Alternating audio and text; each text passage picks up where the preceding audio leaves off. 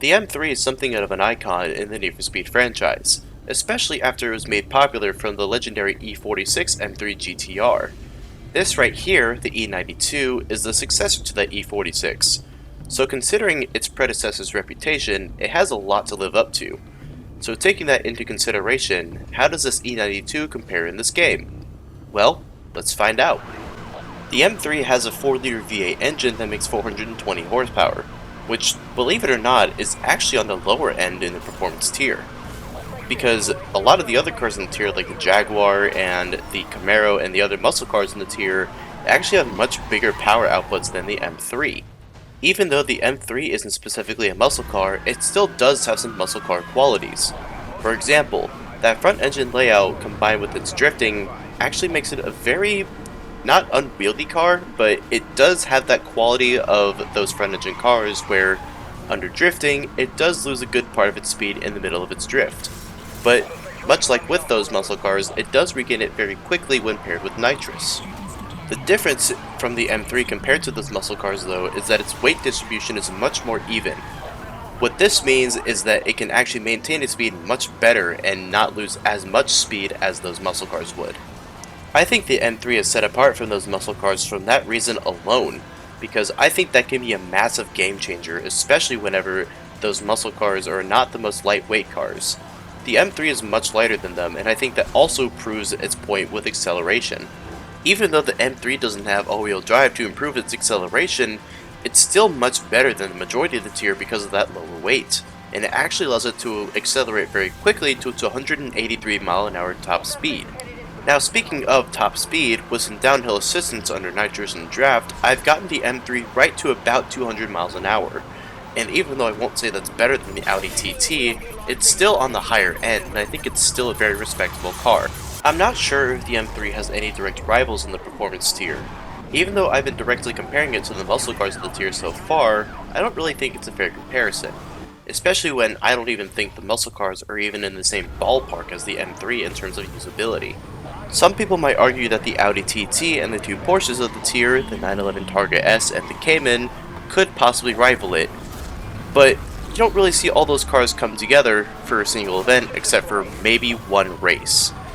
And even though I think the M3 is a very capable all-rounder, it actually falls behind all three of those cars but in different aspects.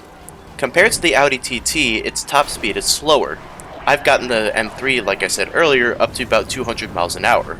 The TT I've gotten to about 204 mph, but this is just under my own usage. It also lacks all-wheel drive like the Targa, so its acceleration isn't quite as strong. And even though I think it is a very capably handling car, because of the heavier weight compared to the Cayman, I don't quite think it beats out the Cayman in terms of handling either. However, even though the M3 doesn't come out on top for one single aspect, the fact that it's actually really good at anything you throw at it means that it's a very capable all-rounder, and this is especially important for hot pursuits. And it even has a showcased event where it faces off against the cops in a time trial. I think that this is the perfect event to showcase what the M3 is actually capable of, because there's enough twists and turns to show that the M3 is very good when it comes to drifting, but there's also enough straights to show that the M3 is a very strong and capable car for acceleration and top speed. Just a little fun fact, not about the M3 itself, but about the event. But this event is actually the only case that I've ever noticed where your equipment is actually downgraded to the base level. Near the end of the event, I released a spike strip because the cop was getting on my tail, and I only released a level 1 spike strip whenever I was supposed to have level 3, which threw me off. And I don't know if that was intentional or not, but just a little fun fact. Again, not about the M3, but just something I noticed about the event.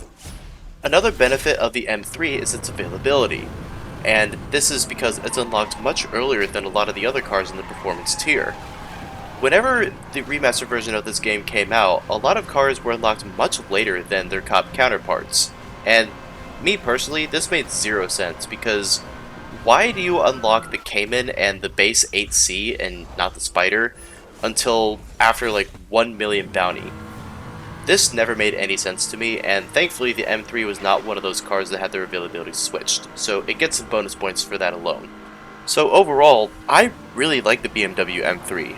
I think it's a really strong and capable all-rounder, and even though I won't say it's as good as the Audi TT in terms of overall usage, it still definitely has its place as a really strong and usable overall machine.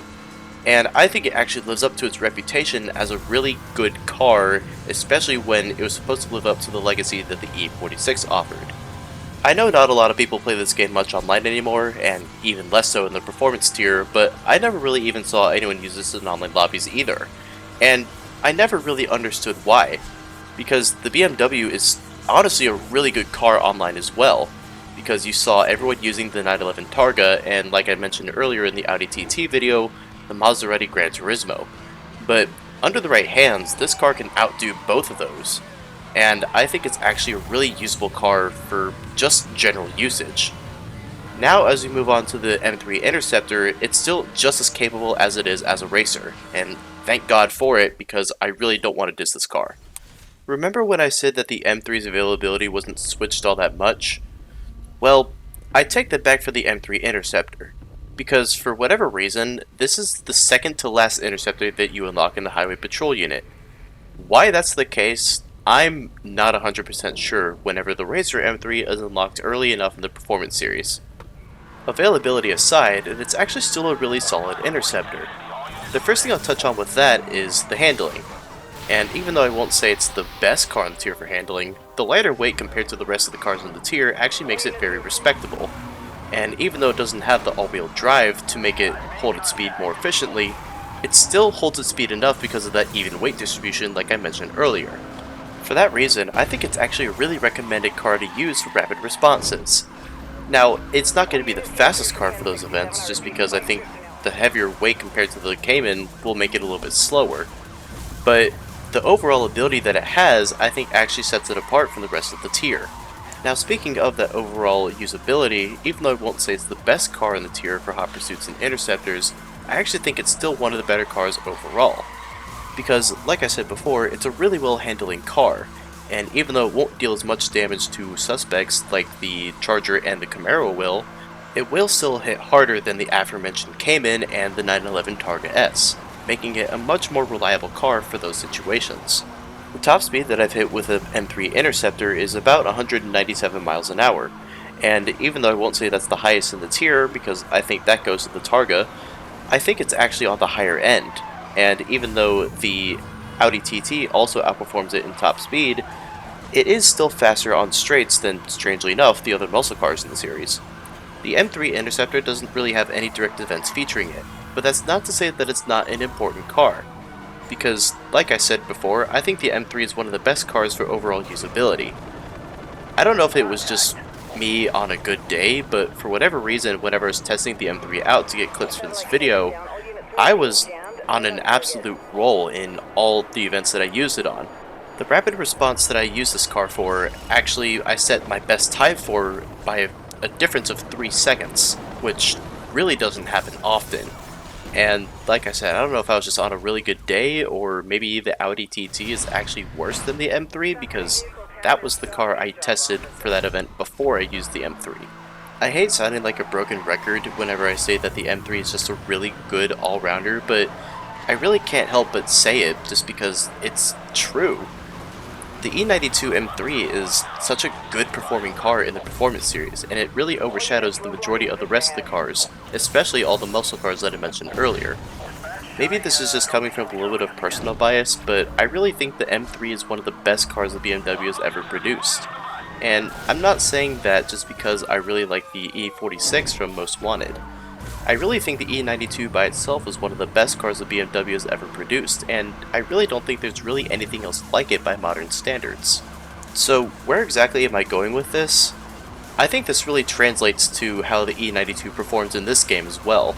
I really don't think EA would have wanted an M3 to perform badly in this game, and I think it really shows that they care about what they think of their cars. And because of that, I think the E92 is one of the best cars in the tier overall. So for that reason, I think it's really deserving of an 8 out of 10 for overall usability, which puts it on the higher end for the performance tier overall. Officers have the suspect in custody. This thing is over.